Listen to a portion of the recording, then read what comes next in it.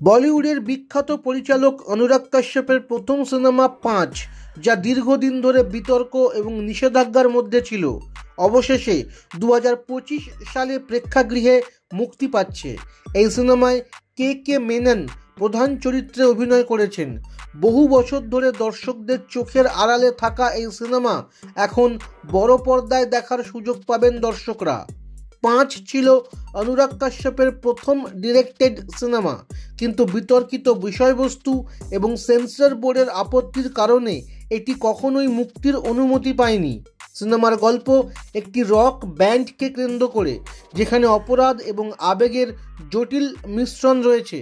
সিনেমাটি তার সময়ের থেকে অনেক এগিয়ে ছিল বলে মনে করা হয়, কিন্তু এর বিতর্কিত বিষয়বস্তু একে দীর্ঘ সময় দর্শকদের থেকে দূরে রেখেছিল।